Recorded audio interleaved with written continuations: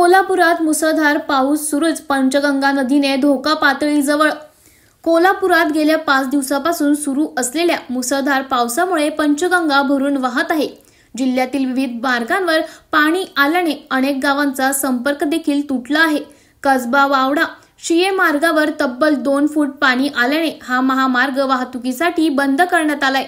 पंचगंगा नदी घाटावर मोठ्या प्रमाणात पाणी आल्याने शहरात पाणी येण्याची शक्यता असल्याने नदीकाठी राहणारे लोक सतर्क झाले आहेत. मोठ्या प्रमाणात कोसळणाऱ्या पावसामुळे पंचगंगेची पाणी पातळी 42 फूट 2 इंचावर पोहोचली असून पंचगंगा कुठल्याही क्षणी धोका पातळी ओलांडण्याची शक्यता आहे. यामुळे प्रशासनाकडून नदीकाठच्या गावांना सतर्कतेचा इशारा देण्यात आलाय. जिल्ह्यातील एकूण 81 बंधारे पाण्याखाली आहेत, तर राधानगरी धरण 92% भरले असून आलमट्टी धरणातून सुमारे 1.25 लाख इतका पाण्याचा विसर्ग सुरू आहे. कसबा बावडा शिये इथल्या महामार्गावर पाणी आल्याने हा महामार्ग वाहतुकीसाठी बंद करण्यात आलाय.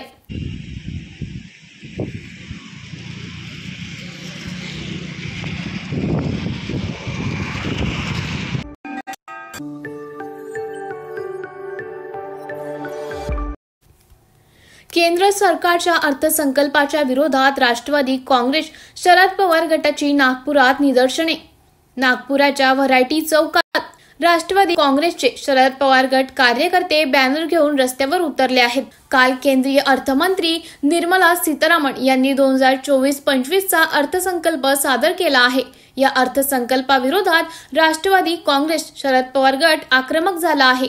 नागपूरच्या व्हरायटी चौकात राष्ट्रवादी काँग्रेस शरद पवार गटातर्फे केंद्र सरकारच्या विरोधात निदर्शने करण्यात आली.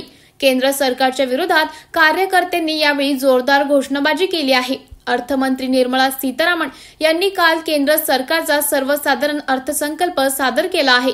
या अर्थसंकल्पात काही राज्यांना निधी देण्यात आला, तर महाराष्ट्र सारख्या सर्वाधिक जीएसटी भरणाऱ्या राज्याला निधीच्या वाटपापासून वंचित ठेवण्यात आले, अशी प्रतिक्रिया आंदोलनकर्त्यांनी दिली आहे. देना होगा, देना होगा, देना होगा।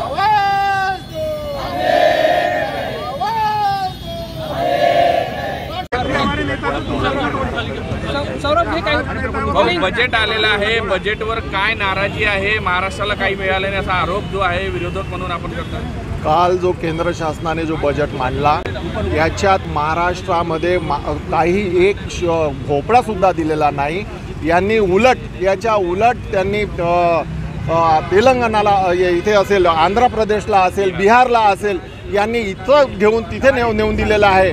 आज ज्या पद्धतीनं महाराष्ट्रामध्ये काही दिलेलं नाही याचा अर्थ असा दिसते की केंद्र शासनातले जे काही पंतप्रधान असेल किंवा तिथले नेते असेल हे सगळे महाराष्ट्राचे विरोधी आहेत आणि महाराष्ट्रामध्ये यांनी कुठलाही निधी न देणे याचा अर्थच असा आहे की यांचा जो महाराष्ट्राप्रती जो द्वेष दिसतो तो निघून आलेला आहे. महाराष्ट्रात आता आगामी विधानसभा निवडणूक आहे, याचे परिणाम दिसतीलच. कारण इथल्या महिलांना, इथल्या युवक युवतींना, इथल्या बेरोजगारांना कुठलाही व्यवस्था केलेली नाही आहे त्यांच्यासाठी. त्याच्यामुळे महाराष्ट्रातली जनता, महाराष्ट्रातला युवक, महाराष्ट्रातला बेरोजगार हा येणाऱ्या विधानसभामध्ये यांना यांची जागा दाखवून देईल.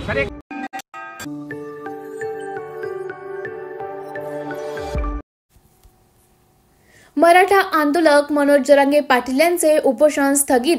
अंतरवाली सराटीतील उपोषण आता स्थगित करण्याचा निर्णय मराठा आंदोलन मनोज जरांगे पाटील यांनी घेतला आहे. मनोज जरांगे पाटील यांच्या उपोषणाचा आजचा 5वा दिवस आहे. मात्र सरकारनं जरांगे यांच्या उपोषणाची कोणतीही दखल घेतली नाही.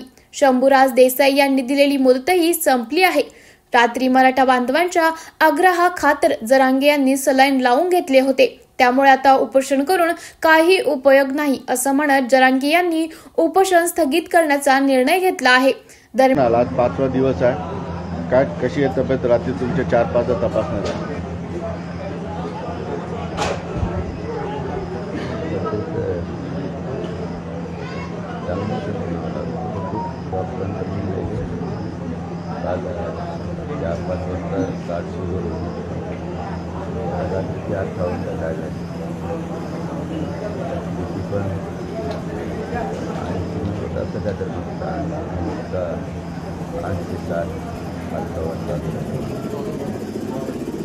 त्यामुळं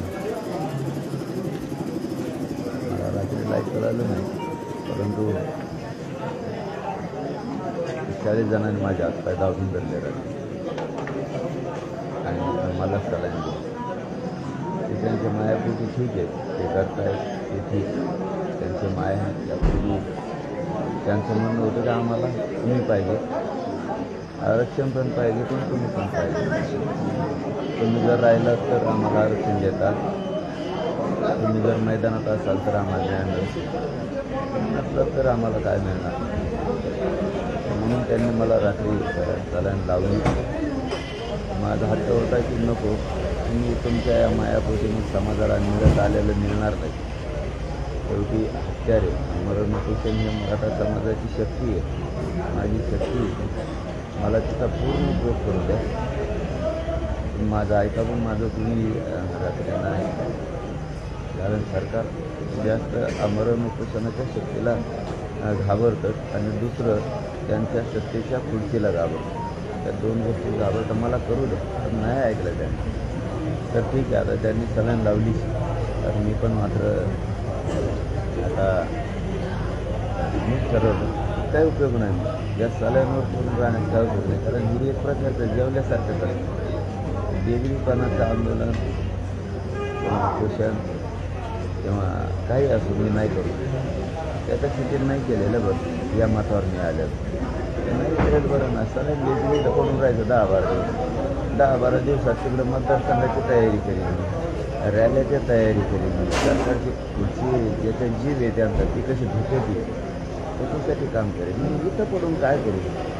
माझ्या डोक्यात मग असं आलं की जे आपल्याला सलाईन लावत राहणार आहेत, आपण इथं पडत राहणार आहेत, आपण दुपारी उपोषण स्थगित करू. कारण काय उपयोग नाही असं पडून राहण्यात, काही अर्थ नाही, त्याला काही किंमत बी नाही. त्याला मग त्याने माझ्या समाजाला न्याय दिली, उपोषणातून मिळणार नाही, म्हणजे असं याच्यातून काय मिळणार. त्यामुळं मी माझ्या मनानंच हा निर्णय घेतला म्हणजे आपण हे स्थगित करू. आपल्या माता मावल्याच्या ज्यांना मार लागला होता, ज्या इथं मंडप सांभाळतात माता मावल्या अंतरवाडी, त्यांच्या हाताने उपोषण पाणी प्यायचं आणि उपोषण स्थगित करायचं, काहीच उपयोग नाही. हे मला नाही आवडत. तसं म्हणजे खरं बोलतो मी मीडियाच्या बांधवाचं. त्या सलाईन घेऊन काही अर्थ बी नाही आणि त्याच्यातून काही सरकार बी दमछाक त्यांचे नाही होणार, त्यांची दमछाक नाही होणार. उपोषण सुरू नसतं. सलाईन लावल्यावर त्यांना माहिती आहे आता काही होत नाही. शहरात नसली सलाईन लावली त्यांना माहिती आहे कधी काही होऊ शकतं आणि महाराष्ट्र पुन्हा ढवळून येऊ शकतं. त्यामुळे आपण आता मी त्या मतावर आलो की आपण हे उपोषण स्थगित करायचे आणि पुढच्या कामाला लागायचं. आणि शंभूराजे साहेब मीडियातून म्हणले होते की आम्ही 2 महिन्याचा वेळ मागितला होता, तर त्यांना आपण 13 जुलैपर्यंत वेळ देतो. त्यांना 1 महिन्याचा वेळच पाहिजे होता ना, असा करूनच राहणार होता वेळ. तर 13 जून ते 13 जुलैपर्यंत गेलं, 13 जुलै ते 13 ऑगस्टपर्यंत करून दाखवा मला सगळं. तुमचे 2 महिने 13 ऑगस्टला पूर्ण होते, तुम्ही पूर्ण करून दाखवा. असं ठरलेलं मराठा आणि हिंदी याचे सगळ्यांना प्रमाणित केले आहेत, सगळ्यांना 3ही जॅकेट लागू करा, रेस्टॉरंटची अंमलबजावणी करा. पण मी मात्र उपोषणावर आता थांबतो त्याच्यासाठी नाही की मी आणलो 11 ते 20 आला, सरकार बी आणलो होतं, परंतु शेवटी समाजाचा जे हात इतका भयानक आहे माझ्या पुढं, तुम्ही काहीच करू शकत नाही दादा. तुम्ही पाहिजेत आरक्षण बी पाहिजे. तुम्ही असाल तर मराठा एकजूट राहणाऱ्या राज्यातला एकजूट टिकणार. तुम्ही नसाल तर मराठीची एकजूट टिकणार नाही. मग असं मला हे करून त्यांनी रात्री इथं अख्खा मंडप रात्री 12-1 वाजता फुल्ल भरलेला. त्यांच्या सगळ्यांची साक्ष होती की तुम्ही पाहिजे. मग मी लक्षात घेतलं तर आता हे सलाईन लावणार. मी त्या वेळा आपण करून उपयोग नाही झाला माझा. रात्री काही इतका विरोध केला, मी घाण बोललो, काय उपयोग नाही झाला माझा. शेवटी ते म्हणजे आम्हाला तुम्ही पाहिजेत, समाजाला समाजाला तुम्ही न्याय देऊ शकता. तुम्ही असला तर 4 महिने लेट भेटेल आरक्षण, पण तुम्ही असल्यावर भेटेल, तुम्ही नसलं तर भेटणार नाही. त्याच्यामुळे तुम्ही पाहिजे. त्यांनी सलाईन लावली. तर मग मी ह्या ठेप्यावर आलो की सलाईन लावून इथं पडून राहण्यात काहीच अर्थ नाही. म्हणजे सत्तेत जीव आहे, खुर्चीत जीव आहे सरकारचा, त्याच्यासाठी आपण तयारीला लागलं पाहिजे खुर्ची वाढण्यासाठी. आणि दुसरं की इथं पडून राहण्यात काहीच मजा नाही.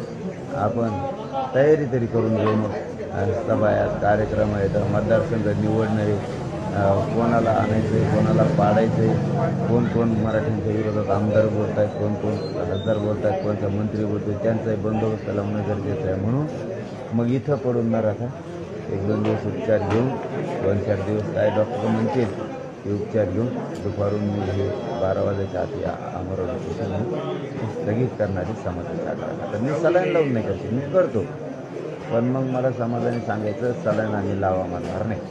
बिना सलाईनचं मग मी 15 मरूच तर करायला तयार, पण सलाईन लावून करायला मी तयार नाही. तर खोटं बिगडी उपोषण मी नाही करू शकत. समाजाचं जर म्हणणं असेल तुम्ही सलाईन लावू नका, मी लगेच करायला तयार आहे. ते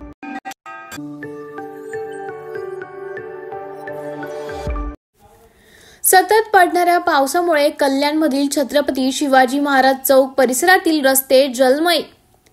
कल्याण डोंबिवलीसह आसपासच्या परिसरात पावसाची संततधार सुरू आहे. कल्याणमधील छत्रपती शिवाजी महाराज चौक परिसरातील रस्ते जलमय झाले आहे. रस्त्यावर गुडघाभर पाणी साचल्याने वाहन चालक तसेच नागरिकांना नाहक त्रास सहन करावा लागत आहे.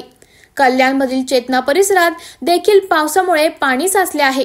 एवढी वर्ष झाली पण पाणी साचण्याच्या समस्येवर उपाययोजना केली नसल्याची प्रतिक्रिया यावेळी नागरिकांनी दिली आहेत.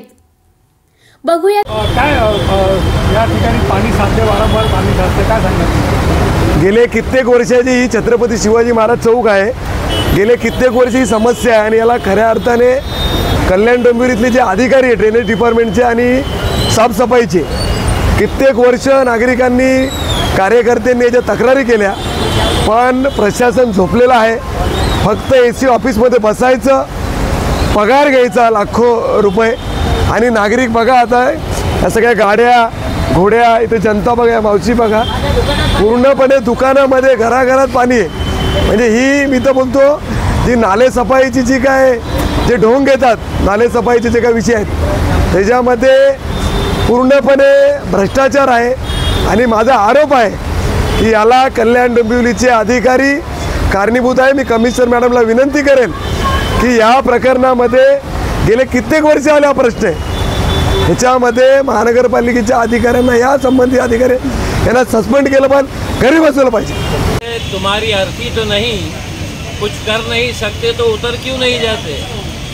आज बरसों से, मेरे बचपन से लेके तो मैं बूढ़ा होने के लिए आ गया, मगर यहाँ की समस्या जो है वो अपनी जगह पर अटल है.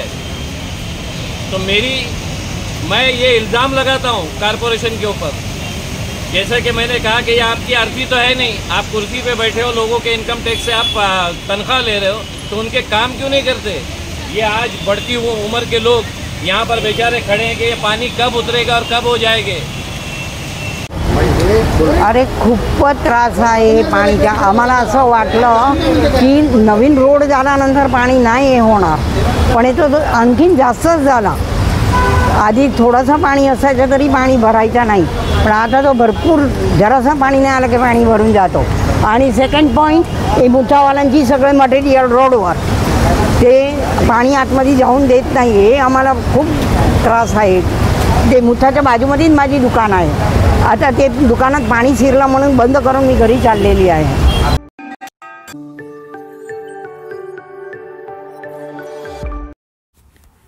शिराळा तालुक्यातील शेतकऱ्यांची अनोखी आयडिया. पावसापासून बचाव करण्यासाठी शेळ्यांना बांधले प्लास्टिकचे पोते. शिराळा तालुक्यात विशेषतः पश्चिम भागात चांदोली परिसरात सतत मुसळधार पाऊस, काही वेळा अतिवृष्टीचा पाऊस पडत असल्याने शेळ्यांना जास्त पाणी साठले. लोकांनी आता काय, गाड्या सगळ्या बंद पडत आहेत, काय करणार आता? पाणी तर साठणारच. पावसाळा आहे आता सध्या तरी, आणि पावसाळा असल्यामुळे पाणी खूप प्रमाणात साठलं. आता जरी कमी झालं आहे, पहिले तर खूप पाणी साठलेलं. इथं माझी गाडी अक्षरशः बंद पडली तिकडं.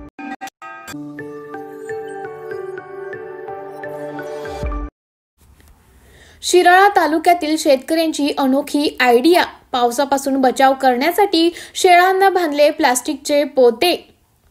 शिराळा तालुक्यात विशेषतः पश्चिम भागात चांदोली परिसरात सतत मुसळधार पाऊस, काही वेळा अतिवृष्टीचा पाऊस पडत असल्याने शेळ्यांना, बकऱ्यांना एका जागेवर बांधून चालत नाही. त्यांना चरावयास सोडावे लागते. सतत पाऊस असल्याने त्यांना प्लास्टिक कागदाचे प्लास्टिक पोत्याचे आवरण म्हणून त्या शेळ्यांना बकऱ्यांना पांघरून घालून पावसापासून त्यांचे संरक्षण व्हावे म्हणून अंगावरून पांघरून घालून प्लास्टिकच्या कागद शेळ्या बकऱ्यांना बांधून चरावयास सोडत आहे।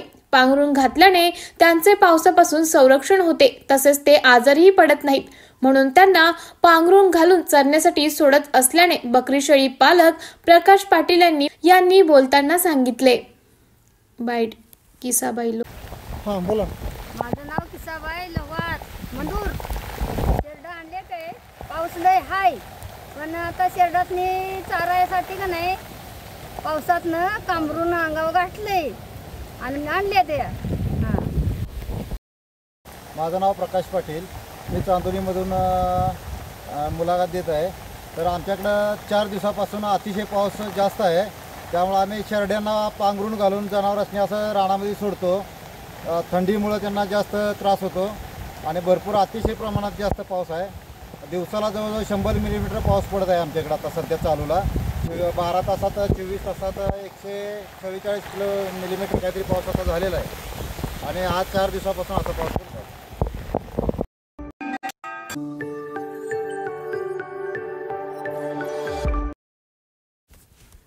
सांगलीच्या चांदोली धरण परिसरात भूकंपाचा धक्का।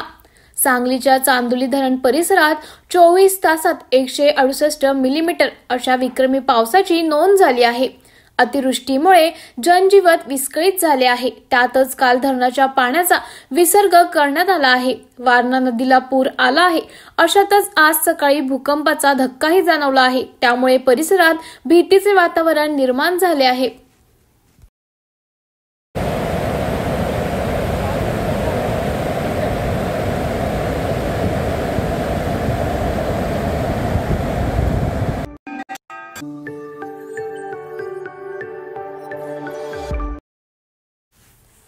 वाहतूक कोंडी कमी करण्यासाठी स्टेशन परिसरातील वाहतूक पोलीस, आरटीओ आणि महानगरपालिकेकडून रिक्षा चालकावर सुरू। कल्याण पश्चिम स्टेशन परिसरात चाकरमानी व नागरिकांची घरी परतण्यासाठी वाहने मिळत नसल्याने मोठी गर्दी झाली आहे। पालिका आयुक्ताच्या आदेशानंतर वाहतूक कोंडी फोडण्यासाठी स्टेशन परिसरात वाहतूक पोलीस, आरटीओ आणि महानगरपालिकेकडून रिक्षा चालकावर सुरू आहे। संयुक्तिक कारवाई सुरू असल्याने परमिट नसलेले व कायद्याचे पालन न करणारे रिक्षावाले गायब झाल्याने स्टेशन परिसर मोकळा झाला आहे। वाहतूक कोंडी फुटली, मात्र पालिकेची बस सेवा व पर्यायी व्यवस्था नसल्याने कामावरून घरी परतणाऱ्या नागरिकांचे हाल। वाहतूक पोलीस उपलब्ध नसल्याने रिक्षा थांबवत घरी परतणाऱ्या चाकरमान्यांना त्या रिक्षात बसून घरी जाण्याची सोय करताय। गेल्या अर्धा तासापासून घरी परतण्यासाठी वाहने नसल्याने नागरिक व प्रवाशांमध्ये संतापाचे वातावरण निर्माण झाले आहे। बाईट राजेश। 4 दिवसापूर्वी आयुक्त मॅडम आणि स्थानिक पोलीस तसेच वाहतूक पोलीस व आरटीओ आमची एक संयुक्त बैठक झाली। त्याच्यामध्ये कल्याण स्टेशनवर जी वाहतूक कोंडी होते त्या अनुषंगाने बैठकीमध्ये निर्णय घेण्यात आला की आरटीओने स्वतः हजर राहतील व वाहतूक पोलीस आणि स्थानिक पोलीस असे तिघं मिळून आणि केडीएमसीचे अतिक्रमण विभागाचे लोक असे सोबत हजर राहतील व स्टेशनवर कारवाई करतील। त्या अनुषंगाने 4 दिवसापासून कारवाई सुरू झालेली आहे, परंतु आरटीओ आणि ट्रॅफिक पोलीस इथं असल्यामुळे ज्या रिक्षांकडे परमिट नाही आहे, विदाऊट परमिट ज्या रिक्षा चालतात, ज्या स्क्रॅप झालेल्या आहेत अशा रिक्षा येणं आता बंद झालेलं आहे स्टेशनवर। त्यामुळे रिक्षांचं प्रमाण कमी झालं। रिक्षांचं प्रमाण कमी झाल्यामुळे प्रवाशांना आता रिक्षा मिळत नाही आहे वेळेवर। प्रवाशांचे हाल होत आहेत की रिक्षा नसल्यामुळे त्यांना बराच वेळ उभं राहावं लागतं आहे। त्यामुळे माझी अशी एक मत आहे माझं की केडीएमसीने जर बसेस चालू केल्या जास्तीत जास्त खडकपाडा, भिवंडी, आरटीओ या साईडच्या ज्या बसेस चालू केल्या तर आम्ही आहोत तिथं आम्ही नियोजन करून बसेसमध्ये प्रवाशांना बसण्याची व्यवस्था करू शकतो।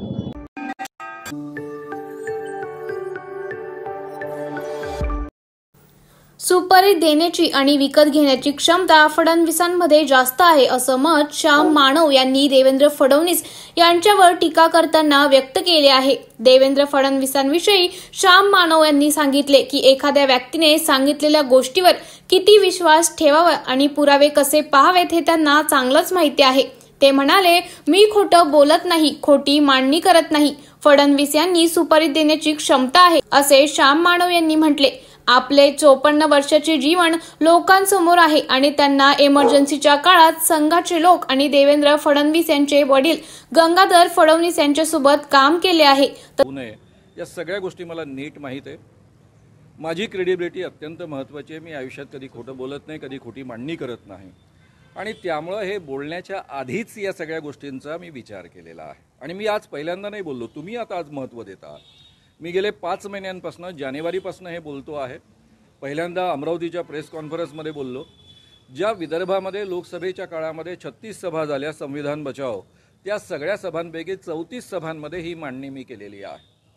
मी महाराष्ट्रातल्या 2 माणसांची नावं घेऊन सातत्यानं बोलत आलो, संजय राऊत आणि अनिल देशमुख यांची, की कशा पद्धतीनं ईडीच्या माध्यमातून त्यांच्यावर दबाव आणला जातो आणि कशा पद्धतीनं सध्याचे लोक वागत आहेत.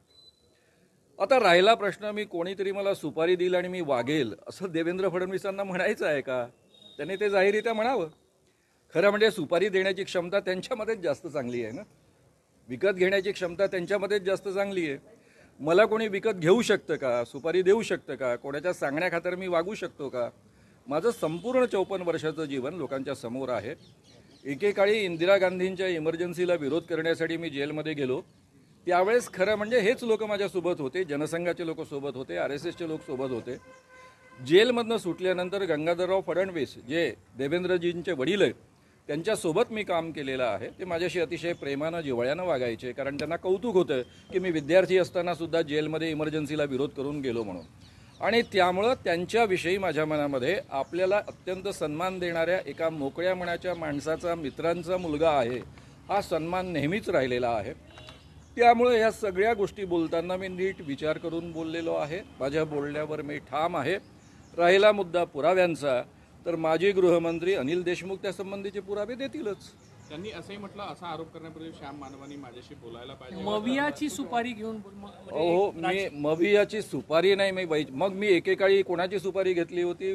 जनसंघाची सुपारी घेतली होती काय? ज्यावेळेस मी इंदिरा गांधींना विरोध करत होतो, माझेच नातेवाईक खासदार आणि मंत्री असताना त्यांच्या नावाच्या विरुद्ध त्यांचं नाव घेऊन पोस्टर लावत होतो आणि इमर्जन्सी 25 जूनला डिक्लेअर झाली. 26 जूनला मी पोस्टर्स लावले.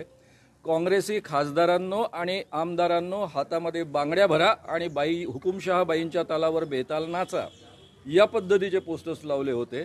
मी, चंद्रकांत वानखेडे, सुभाष शिथापे आम्ही सगळे जेलमध्ये गेलो. 10 महिने जेलमध्ये काढले. त्यावेळेस आम्हाला कोणी सुपारी दिली होती? हे जनसंघाचे लोकच आमच्यासोबत होते ना.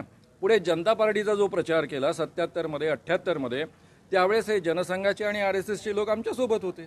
जनता पार्टीचा आम्ही दणकून प्रचार केला होता. त्यावेळेस गंगाधरराव देवेंद्र फडणवीसांचे पिताजी आमच्यासोबत काम करत होते जेलमधनं सुटल्यानंतर. मग ही सुपारी कोण कोणाला देत होतं? त्यावेळेस ही या देशाची आवश्यकता होती. या देशावर अरिष्ट आलं होतं, हुकुमशाही लादल्या गेली होती, त्याला विरोध करणं हे आमचं कर्तव्य होतं. त्यावेळेस केलं.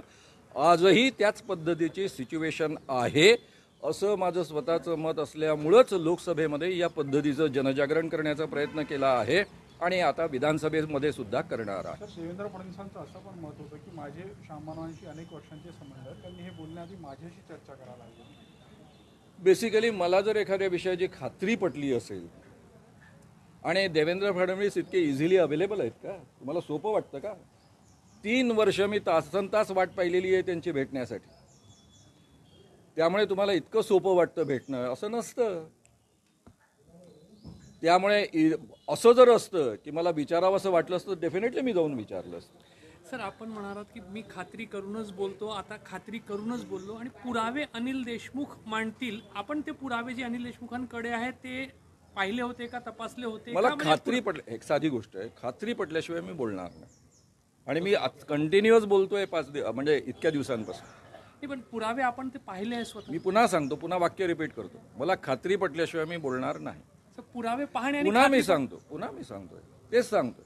कोणते पुरावे किती पाहायचे असतात, कसे पाहायचे असतात. तुम्ही पत्रकार आहात, मी पत्रकार आहात. कोणत्या गोष्टी आपल्याला दाखवल्या जातात, कोणत्या दाखवल्या जात नाही, त्यामध्ये काय असतं, हे सगळं मला माहीत आहे ना. म्हणूनच मी बोललो ना. मला एवढं कळत नाही का, एवढी गंभीर गोष्ट आपण सरकारवर आरोप करतो आहोत, बोलतो आहोत, त्याचे परिणाम काय होऊ शकतात. मी संजय राऊतांबद्दल बोललो आणि अनिल देशमुखांबद्दल बोललो, त्यावेळेस मला खात्री पटली म्हणून मी बोललो. फडणवीसांचं असं देखील म्हणणं आहे की त्यांच्याकडे अनिल देशमुख जे काही आता आरोप होता किंवा जे काही बोलणं त्या संदर्भात त्यांच्याकडे ऑडिओ व्हिडिओ पुरावे आहेत आणि कसे ते मी बोलतानाच सांगितलं. त्यांनी माणूस पाठवला, त्या माणसाच्या फोनवर बोलणं झालं. मी आतापर्यंत नाव घेतलेलं नव्हतं, मुद्दाम घेतलेलं नव्हतं, कारण तो अधिकार अनिल देशमुखांचा आहे असं मी मानत होतो. तो माणूसच दुसरा पाठवला, फोन नंबर त्याचा, स्वतःच्या फोनवर बोलले नाहीत. कोणते ऑडिओ व्हिज्युअल पुरावे मागतायत ते? राहिले प्रश्न ॲफिडेव्हिटचे पुरावे, ते येतीलच समोर. तर ते ऑडिओ पुरावे त्यांनी दुसऱ्या संदर्भात बोलले. अनिल देशमुख जे आरोप करतात ते खोटे आरोप आहे असं त्यांचा दावा आहे. आणि अनिल देशमुख अनेकदा महाविकास आघाडीच्या नेत्यांविरोधात, ज्यांचे त्यांनी नावं सांगितले का त्यांना वाचवण्यासाठी केलं, त्यांच्या विरोधात बोलल्याचे पुरावे त्यांच्याकडे असेल ना.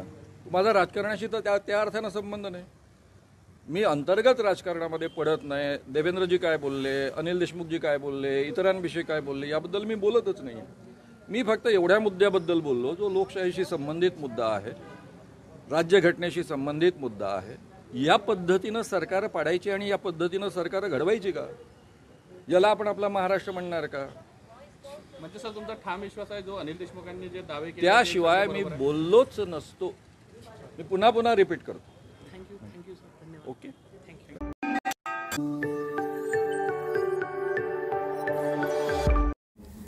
मुंबई नाशिक मुंबई महामार्गाच्या सुरू असलेल्या कामाचा मंत्री दादा भुसे यांच्याकडून आढावा. मुंबई नाशिक मुंबई महामार्गाच्या सुरू असलेल्या कामाचा आढावा सार्वजनिक बांधकाम मंत्री दादा भुसे यांनी आज जिल्हाधिकारी कार्यालयातील समिती सभागृहात घेतला. संबंधित सर्व अधिकाऱ्यांना काम लवकरात लवकर पूर्ण करण्याचे यावेळी निर्देश देण्यात आले आहेत. काम जरी 14 महिन्याचा कालावधी असला, 12 महिन्यामध्ये ते पूर्ण करणे आणि पुढच्या पावसाळ्यापूर्वी आपल्याला इथे पाणी साचलं नाही पाहिजे याची व्यवस्था करण्याचं आपण नियोजन करतो. सर, नवी मुंबईमध्ये ह्या वर्षी मोठ्या प्रमाणात नाले सफाई झाला असा आपण दावा केला असला तरी मोठ्या प्रमाणात पाणी शिरलं होतं. या संदर्भात काय आपण कारवाई किंवा ठेकेदारावर कारवाई केली का? हा जो बाब आहे की आपण ज्यावेळेस काल मिलेनियम टावरच्या इथे आपल्याला पाणी दिसलं होतं, काही नॅपको मार्केटच्या बाजूला आपल्याला काही पाणी होतं आणि याचा ज्यावेळेस आम्ही अभ्यास केला की ज्यावेळेस खरोखर काय त्याचं कारण आहे, तर असं लक्षात येत आहे की पाणी जाण्यासाठी जे आपले जे नाले आहे आणि नाले आपल्या होल्डिंग पॉन्डमध्ये उतरतात, तर होल्डिंग पॉन्डमध्ये कॅपॅसिटी राहिली नाही. त्यामुळे हे पाणी सगळं आणि हायटाईडच्या वेळेस परत येतो आणि जो निचरा व्हायला पाहिजे होता तो निचरा होत नाही. त्याचं मूळ कारण जे आहे, नाला आपल्याला इथून जरी साफ केला तर होल्डिंग पॉइंट साफ केल्याशिवाय तो प्रश्न सुटणार नाही. हे कालच मी ॲडिशनल कमिशनरला पाठवलं होतं जागेवर. टीम सगळी गेली होती, चौकशी केली आणि त्याच्यानुसार सगळे होल्डिंग पॉइंट जे आहेत त्याचं रिज्युनेशन आणि रिस्टोरेशन, कारण मूळ स्वरूपात ते सगळे आणले तरच हे शहरातलं फ्लडिंग थांबेल. नाहीतर अन्यथा आपण नाले किती साफ केले तरी पुढे जाऊन पाणी जे थांबून राहणार आहे त्याची कॅपॅसिटी नसेल तर हा प्रश्न राहणार आहे. सर, जुईनगर आणि जो सानपाड्याचा विभाग आहे तिथे कांदळवन नष्ट करून अतिक्रमण विभाग कारवाई करत नाही, कारण असंख्य गोदामे तिथे उभी राहिलेली आहे आणि त्यामुळे हे पाणी सानपाडा आणि जुईनगरमध्ये घुसल्याचं बोललं जात आहे. सानपाड्यामध्ये एक, जुईनगरमध्ये एक आपल्याला होल्डिंग पॉइंट आहे आणि तो होल्डिंग पॉइंट भराव पूर्ण बंद करून मला वाटतं आता जे हायकोर्टाने पण त्यामध्ये ऑर्डर दिली, नोटीस दिल्यात आणि त्याच्यामध्ये आता मी माझ्या अधिकाऱ्यांना सूचना दिलेल्या आहेत की हा पावसाळा संपला की तो होल्डिंग पॉइंट पूर्ववत सगळे बांधकामं काढून तो पूर्ववत करण्याच्या सूचना दिल्या. सर, शेवटचा प्रश्न आहे की ज्या दिल्ली सीबीसी बोर्डला ज्या नवी मुंबईमध्ये 3 शाळा आहेत त्यांना अजूनही परवानगी मिळाली नाहीये, प्रस्ताव कुठपर्यंत पडलेला काय? शाळा आपल्या आता जवळजवळ 5वी 6वी पर्यंत सुरू झालेल्या आहेत. 4-5 वर्षापासून या शाळा मी माहिती घेतल्यानंतर असं लक्षात आलं हे दोन्ही प्रस्ताव आपले फायनल स्टेजमध्ये स्टेटच्या आपल्याला मान्यता आहे. आपल्याला याची मान्यता, आपल्याला सेंट्रल बोर्डाची मान्यता सुद्धा आपण तातडीने घेतोय म्हणजे मुलांचं पुढे एज्युकेशन सुरळीत राहील. सर, 4 वर्षापासून प्रस्ताव पाठवला तो आता कुठे पाठवण्यात येतं असं शिक्षण विभागाकडून ऑफ द रेकॉर्ड सांगितलं, पण इतक्या वर्षी पालिका काय करत विद्यार्थ्यांचं नुकसान होऊ शकतं ना? मला वाटतं की आपण आता पुढे जाऊन दुरुस्ती केल्या पाहिजे. मागे काय झालं याच्यापेक्षा आपण आता काय केलं पाहिजे याच्यावर जास्त माझं फोकस आहे. मी आपल्यामार्फत सर्वांना विनंती करतो, सर्वांना आवाहन करतो की महानगरपालिकामध्ये आता जे स्वरूप आहे महानगरपालिकेचं त्याला आणखीन आपल्याला विद्रूप होऊन द्यायचं नाही. ही महानगरपालिका सगळ्यात सुंदर, स्वच्छ आणि मी जसा आनंददायी झाली पाहिजे याच्यासाठी आपण सगळ्यांनी प्रयत्न करणार आहोत. हे जो शाळेचा प्रश्न आहे हा सुद्धा आम्ही तातडीने सोडू. सर, आमदार मंदा म्हात्रे यांनी अनेक पाठपुरावा करून हा निधी मंजूर करून घेतलेला आहे. एकंदर किती कालावधीमध्ये हे पंपिंग हाऊस तयार होणार आहे? मी अगोदरच सांगितलं की हे पंपिंग हाऊसचा बांधकामाचा कालावधी जरी 14 महिने असला तरी आम्ही 12 महिन्यामध्ये हे पूर्ण करण्याचं करतो.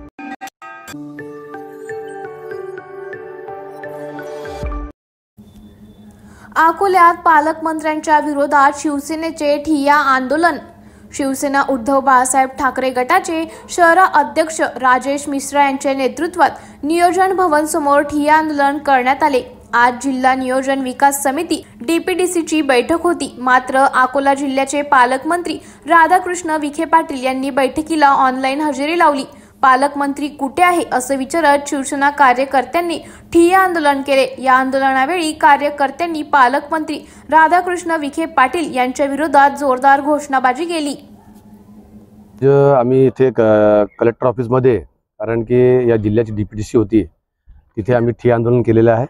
विशेष म्हणजे आमच्या वार्ड नंबर 17 आणि 18 आणि 8 या वार्डातून मधात कॅनल आहे आणि तो कॅनल पूर्ण भरलेला असल्यामुळे त्याच्या पूर्ण पाणी, पाऊस आला की पूर्ण लोकांच्या घरात पाणी जाते आणि तिथे मिडल क्लास गरीब लोक राहतात. अनेक वेळा त्यांचं नुकसान झालेलं आहे. 10 दिवस अगोदर पाऊस आलता, त्यांच्या घरात पाणी गेला, आतापर्यंत त्याचा पंचनामा झाला नाही. जेव्हा आम्हाला माहीत पडलं की आज DPDC आहे, आम्हाला असं वाटलं होतं की पालकमंत्री इथे असणार, त्यांना आम्ही आमचे जे प्रॉब्लेम आहे त्यांना आम्ही सांगणार आहे. ते पालकमंत्री इथे नव्हते, कारण की मागील 6-7 महिन्यापासून इथे पालकमंत्री नाही आहेत. त्यासाठी आमचं ठिय्या आंदोलन चालू होता आणि मला असं वाटते की पालकमंत्री महोदय यांनी यायला पाहिजे होतं. त्यांना मला असं वाटतं की करोना काळ आहे, त्यांना असं वाटत असणार, त्यामुळे त्यांनी हे ऑनलाईन त्यांनी मिटिंग घेतलेली आहे. बाकी सर्व पदाधिकारी आहेत, फक्त पालकमंत्री गायब आहेत. लोकांचा प्रश्न आहे की आमचा पालकमंत्री कुठे आहे, आमचा प्रश्न आहे की आमचा पालकमंत्री कुठे आहे. हा जिल्हा वाऱ्यावर आहे का? विशेष म्हणजे 2 दिवस अगोदर या जिल्ह्याचे राष्ट्रवादीचे जे आमदार आहेत अमोल मिटकरी, त्यांनी पण उल्लेख केला की हे या राज्याचे 4 मंत्री महोदय, त्यामध्ये आमचे विखे पाटील आहेत, हे निष्क्रिय आहेत. याचा अर्थ की सत्ताधारी जे आहेत आमदार, त्यांचा पण विश्वास नाही आहे त्यांच्यावर की हे सक्रिय आहेत की निष्क्रिय आहेत. यामुळे आमचं मागणी आहे की पालकमंत्री महोदय, तुम्हाला जमत नसणार तर तुम्ही राजीनामा द्या आणि दुसरा कोणीतरी पालकमंत्री द्या जो 24 तास आमच्या इथे.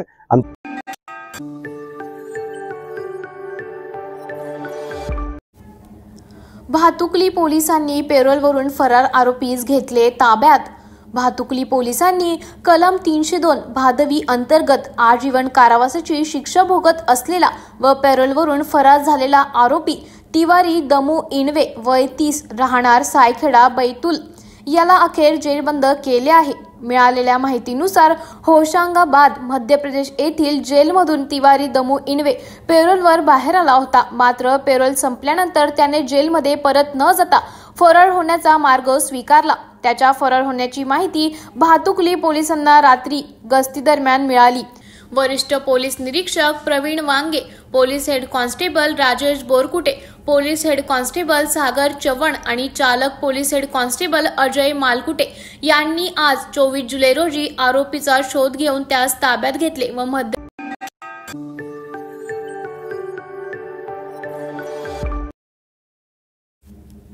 बुलढाण्यात अर्थसंकल्पाच्या विरोधात राष्ट्रवादी काँग्रेस शरद पवार गटाकडून निषेध आंदोलन.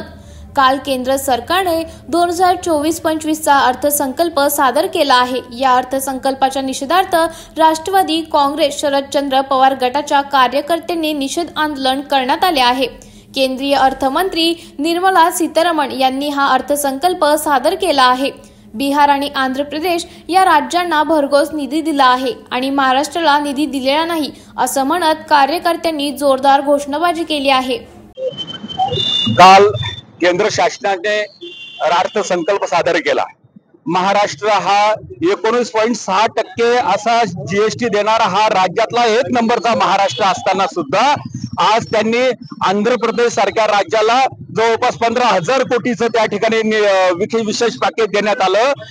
त्यामध्ये बिहारला जवळपास 60,000 कोटीचं विशेष पॅकेज देण्यात आलं आणि एवढा मोठा महाराष्ट्र असताना सुद्धा 7,545 कोटीचं फक्त निधी महाराष्ट्राच्या राज्यावर त्या ठिकाणी आला, महाराष्ट्राच्या वाट्यावर आला आणि त्यामुळे केंद्र शासनाचा हा खऱ्या अर्थाने महाराष्ट्राबद्दल असलेला रोष त्या ठिकाणी आहे. महाराष्ट्राचा खऱ्या अर्थाने ते दोषी आहेत आणि यांचा आम्ही राष्ट्रवादी काँग्रेस पक्ष शरदचंद्र पवार पवार यांच्या वतीनं आम्ही त्या केंद्र शासनाचा तीव्र निषेध व्यक्त करतो आणि खऱ्या अर्थाने केंद्र शासनाच्या विरोधात ही महाराष्ट्राची जनता पूर्ण ताकदीनं रोषाने उतरल्याशिवाय राहणार नाही, हे सुद्धा आम्ही या कार्यक्रमाच्या निमित्तानं केंद्र शासनाला सांगू इच्छितो.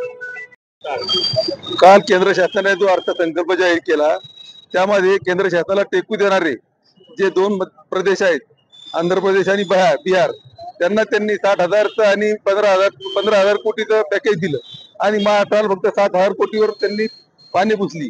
हा आपल्या मुख्यमंत्र्याचा तिथं कमीपणा वाटतो आणि फडणवीस साहेब तिथं कमी पडले आणि त्यांनी आपल्या महाराष्ट्रासाठी काही मागितलं नाही. त्याबद्दल आम्ही राष्ट्रवादी काँग्रेस शरदचंद्र पवार पक्षाच्या वतीनं केंद्र शासनाला जाहीर निषेध व्यक्त करतो.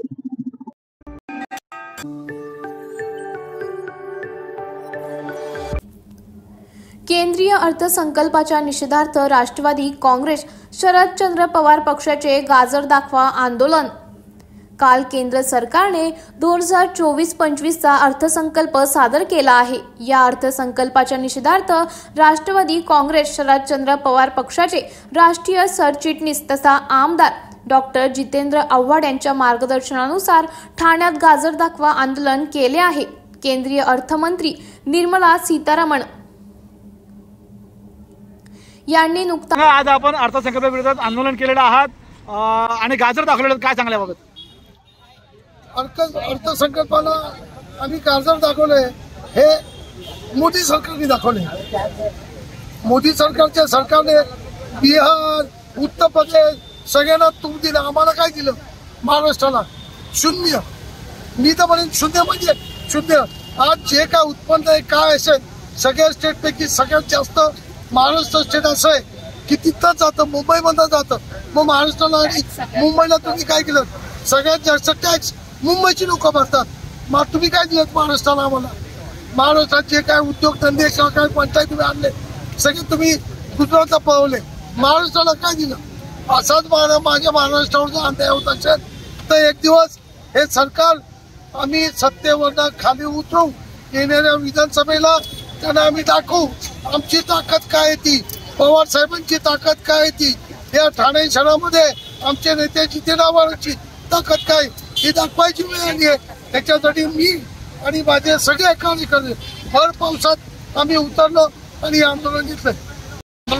बजेटवरती काय सांगलं बाबत? बजेटवरची ही नेहमीचीच तऱ्हा आहे. गेले 10 वर्ष झाली. आता हे थर्ड म्हणजे टप्पा आहे ते शासनाचा, केंद्र शासनाचा. मागे 10 वर्षात काही दिलं नाही महाराष्ट्राला. ते आज 3ऱ्या टप्प्या पण अजून काही मंजूर केलेलं नाही. परंतु हे महाराष्ट्र सरकार जे त्यांच्या वेटी बांधलेलं आहे त्यामुळे महाराष्ट्रावर वेळोवेळी अन्याय होतोय. आज लाडका भाऊ, लाडकी बहीण कार्यक्रम जाहीर केला जातो पण महाराष्ट्राची तिजोरीत खडखडाट आहे. या लाडका महाराष्ट्र निधी असा जर वाटत राहिला तेव्हा महाराष्ट्राचं तिजोरी रिकामी होऊन महाराष्ट्राची विकास कामं ठप्प होतील. तुम्ही लाडके बहिणीला लाडके पैसे वाटप करण्याचा एक कायमस्वरूपी नोकरीचं द्या. प्रत्येक घराघरातून नोकरी द्या. कायमस्वरूपी उपाययोजना करा. अलग लक्षात. आणि आता लाडका बहीण लाडकी भाऊ आपण लाडका बिल्डर सुद्धा आलेला आहे, लक्षात घ्या. प्रत्येक जागा हडप करून वेगवेगळी प्रक्रिया शासनाची जागा हडप करून असेल, सिव्हिल हॉस्पिटल असेल, ऐका जिल्हा परिषद असतील, सिव्हिल हॉस्पिटल असेल, जिल्हा परिषद असतील, आणखी काही जागा असेल शासकीय ते हडप करून वेगळी विकास कामं तयार करायची आणि आपला खिसा फक्त भरायचा एवढंच काम करताय महाराष्ट्राचं. बाकी काय करत नाही.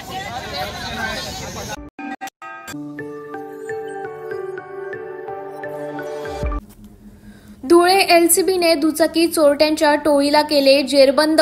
लपवून ठेवलेल्या 18 दुचाकी जप्त, 7 गुन्ह्यांची देखील केली उकल. धुळे जिल्ह्यासह साक्री तालुक्यासह विविध ठिकाणाहून दुचाकी चोरी करणाऱ्या चोरट्यांच्या टोळीला धुळे स्थानिक गुन्हे शाखाच्या पथकाने अगदी शिताफितीने जेरबंद केले आहे. चोरीच्या टोळीतील तिघांकडून त्यांनी लपवून ठेवलेल्या 9 लाखाच्या तब्बल 18 दुचाकी देखील पोलिसांनी हस्तगत केल्या आहेत. तसेच या कारवाई दरम्यान 7 गुन्ह्याची उकल करण्यात पोलिसांना मोठे यश लाभले आहे. एलसीबीच्या या कामगिरीचे पोलीस अधीक्षक श्रीकांत धिवरे यांनी विशेष कौतुक केले आहे. साक्री तालुक्यातील पिंपळनेर शहरातील एकविरा नगरात राहणारे राजेंद्र रामभाऊ सोनवणे या शेतकऱ्याची देश शिरवाडे शिवारातील शेतात लावलेली दुचाकी चोरट्याने लंपास केली होती. या प्रकरणी पिंपळनेर पोलिसात गुन्हा दाखल करण्यात आला होता। याच गुन्ह्याचा तपास करीत असताना देश शिरवाडे शिवारातील एकनाथ सोनवणे आणि त्यांच्या साथीदारांनी हा गुन्हा केला असल्याची माहिती पोलिसांना मिळाली। त्यानुसार पोलिसांनी सापळा रचत त्याला ताब्यात घेताच त्याने चोरी केली असल्याची कबुली दिली। मोटार व्हेकल थेफ्टचा गुन्हा दाखल झाला होता। त्या अनुषंगाने पीआय पवार एलसीबीची टीम यांनी अतिशय चांगलं काम करून 3 आरोपी एकनाथ हिरामण सोनवणे हा मालेगावचा राहणार आहे, दुसरा आहे आधार भारत माळी हा 28 वर्षाचा आहे, हा देखील मालेगाव राहणार आहे, आणि विशाल पंडित अहिरे वय वर्ष 22 हा साक्री येथे राहणार आहे। यांना तिघांना आपण ताब्यात घेतल्यानंतर अटक केल्यानंतर एकूण 18 मोटरसायकली आपण जप्त केल्या आहेत। त्याच्यापैकी आता आपल्याकडे 7 मोटरसायकली अशा आहेत की ज्यांची आपल्याकडे ओळख पटलेली आहे। बाकीच्या जेवढ्या मोटरसायकल आहेत त्या आपण आता व्हेरीफाय करत आहोत की आणि कुठे कुठे इतर गुन्हे दाखल आहेत का याचं देखील आपण व्हेरीफाय करत आहोत, आणि अजून मोटरसायकल यांच्याकडनं आपण सीज करायची शक्यता आहे।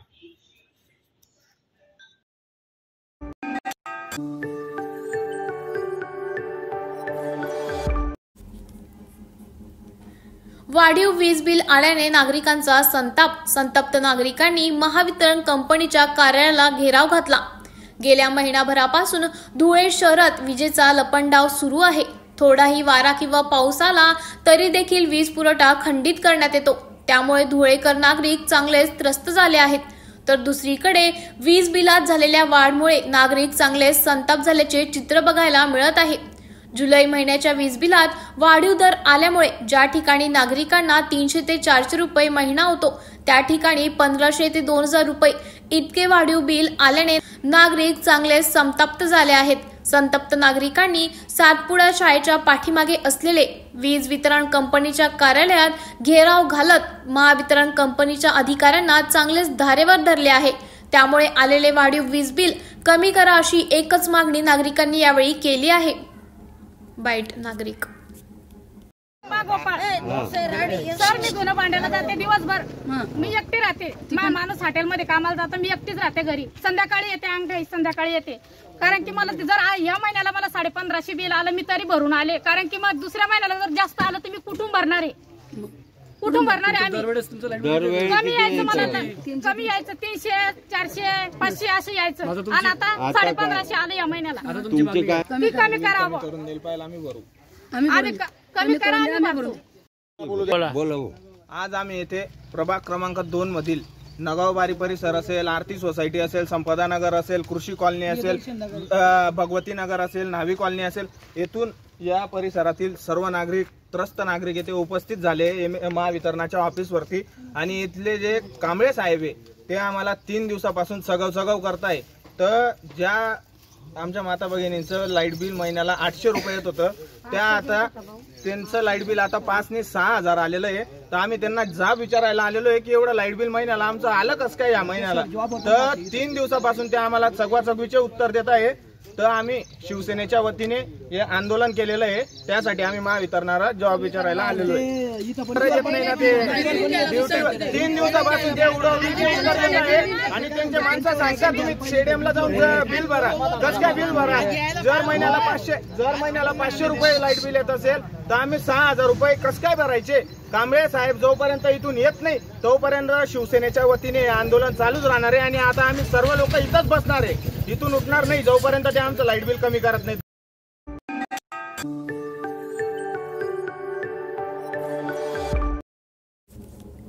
सासवड गोळीबार प्रकरणातील 5 आरोपींना अटक, 2 पिस्तूल 5 जिवंत कारतूस जप्त।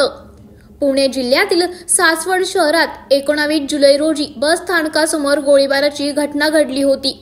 बस स्थानकासमोर आईस्क्रीम विक्रीचा व्यवसाय करणाऱ्या राहुल नामदेव टिळेकर वय 41 याच्यावर गोळीबार करण्यात आला होता।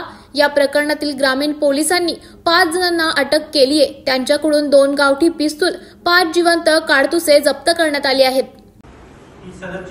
19 तारखेला सासवड पोलीस स्टेशन अंतर्गत घडली होती। त्याच्यामध्ये जसं माझ्या सहकार्याने सांगितलं की अद्यापर्यंत आम्ही 5 आरोपी आणि 1 विधी संघर्ष बालक, त्यासोबतच 2 फायर आर्म्स आणि काही कार्ट्रिजेस ह्या जप्त केलेल्या आहेत।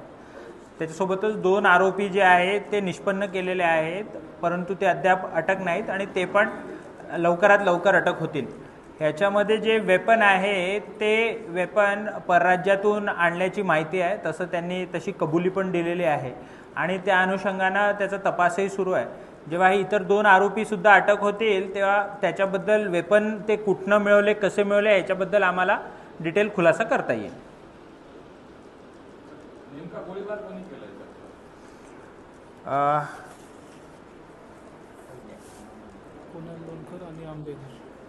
ह्याच्यामधला हा सुजल आंबेघर नावाचा जो आरोपी आहे त्यांनी गोळीबार केलेला आहे। त्यासोबतच एक आरोपी जो आम्ही निष्पन्न केलेला आहे त्यांनी गोळीबार केला आहे, परंतु तो आरोपी आम्ही अजून अरेस्ट केलेला नाही। तो अरेस्ट केल्यानंतर हे पूर्ण क्लिअर होईल। ह्याच्यामध्ये त्यांचा वैयक्तिक हे जे जगताप आहेत, जगताप आणि टिळेकर यांचा वैयक्तिक वाद होता। जवळपास गेल्या वर्षभरापासून हा वाद सुरू होता आणि त्या वादातूनच ह्या आरोपींनी त्या राहुल टिळेकर नावाच्या व्यक्तीवर गोळीबार केलेला आहे।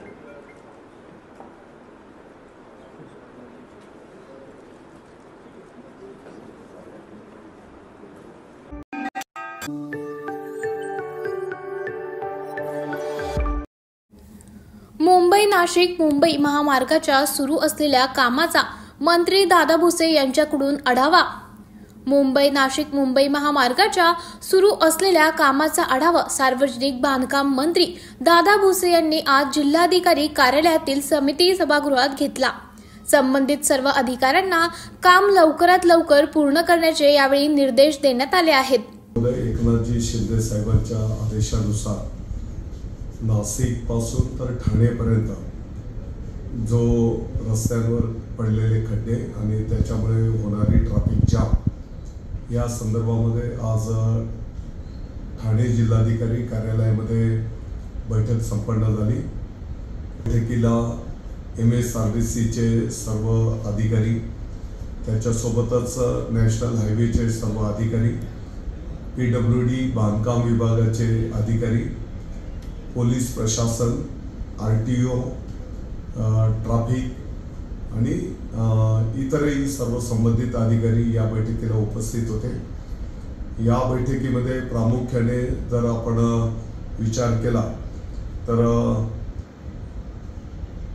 MSRDCचा जो भाग आहे वडपेपासून तर ठाणेपर्यंत 23 किलोमीटर आणि नाशिक पासून तर वडपेपर्यंत नॅशनल हायवे 97 किलोमीटर या दोन्ही रस्त्यांच्या संदर्भामध्ये सविस्तर चर्चा त्या ठिकाणी संपन्न झाली।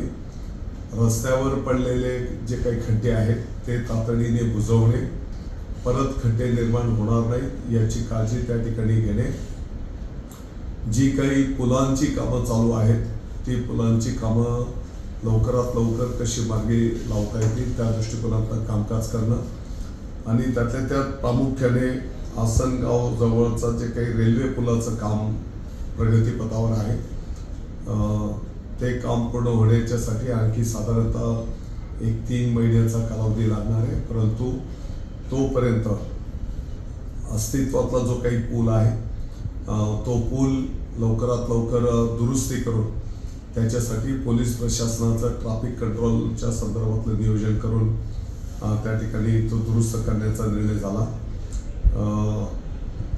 जिंदाल कंपनी जवळचा जो काही रस्त्याचं फ्लायओव्हरचं काम चालू आहे त्या संदर्भातली चर्चा झाली।